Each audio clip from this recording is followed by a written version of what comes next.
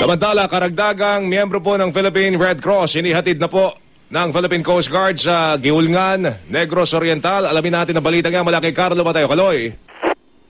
Naiapid na ng Philippine Coast Guard sa pamamagitan ng PFP Pampanga o ang Coast Guard Search and Rescue Ship 003 ang karagdagang rescue teams mula sa Philippine Red Cross sa Gihulngan, Negros Oriental kagabi.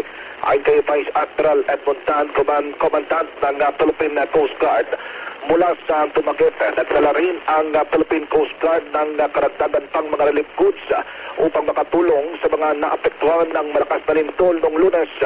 Kahapon din ay nagsagawa na ng aerial survey ang Philippine Coast Guard at ang TIROX sa mga lugar na tinamaan ng lindol upang makatulong sa ginagawang pagtaya sa epekto ng magnitude 6.9 na lindol at ang nakampapang panganib o posibilidad ng pagbuho ng lupa sa ibang bahagi ng kabundukan.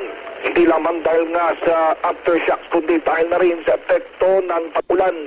Idinagdag pa ni Vice Admiral Tan na inerto na niya ang Coast Guard sa mga lugar na apektado ng umiiral na low pressure area. Kasama na rito ang kanilang Special Operations Group at mga Search and Rescue Team. Ang inyong kapuso, Carlo Mateo ng GMA Nagulat, Pastor Balita sa Umaga, Nationwide.